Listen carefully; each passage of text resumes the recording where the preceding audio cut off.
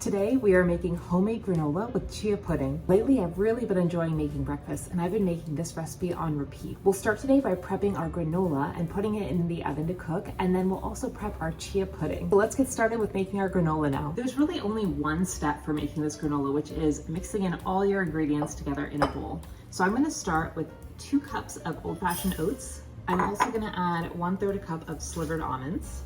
I'm gonna add about a half teaspoon of cinnamon. I'm just gonna eyeball it in this case, but you can feel free to measure if you prefer. I'm also adding in 1 tablespoon of flaxseed, adding 1 teaspoon of vanilla bean paste. You could also use regular vanilla. This already smells so good with that vanilla and that cinnamon. I'm gonna add 3/4 of a teaspoon of salt, and in this case, I'm just eyeballing it. For sweeteners, I originally put maple syrup in this recipe, but I have this date sugar that I've really been enjoying, so I'm gonna add 2 tablespoons of this one. And then I'm gonna add 3 tablespoons of water. Now I have 1 large egg white here, and I'm gonna beat this until it just starts to get frothy. So this is what it should look like. You can see it's just starting to get some little bubbles on top.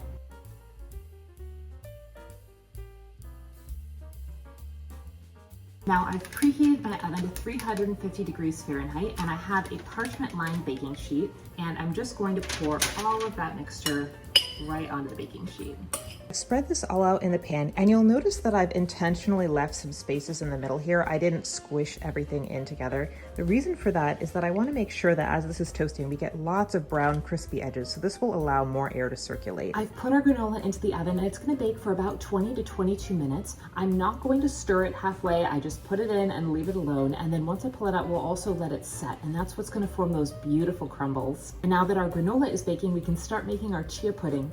Now, I love to make this recipe in a mason jar. You can use any container that has a lid that you can put into the fridge. I'm gonna start by adding 2/3 of a cup of Greek yogurt. And for this recipe, I also usually just eyeball the amounts. Now I'm going to add around 4 tablespoons of kefir. Then I'm gonna add 1 tablespoon of water. Depending on how sweet you like a chia pudding, you could add in cane sugar or maple syrup or date sugar or any other preferred sweetener that you have at this point. I actually like to leave mine unsweetened because I'm gonna add sweet toppings to it when I assemble my breakfast bowl. So now I'm gonna put this into the fridge. I like to leave it overnight so that those chia seeds can really start to absorb the water and the texture becomes beautiful and silky.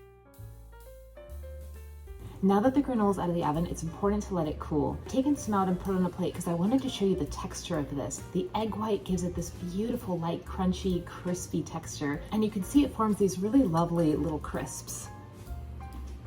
That is so good. Now, I did make a batch of chia pudding last night so that I can show you how to assemble the bowl this morning.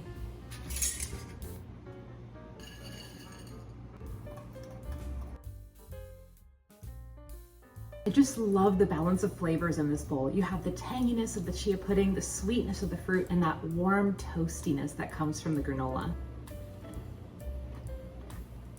That's really good. I'm gonna go eat breakfast now. Thanks for cooking with me.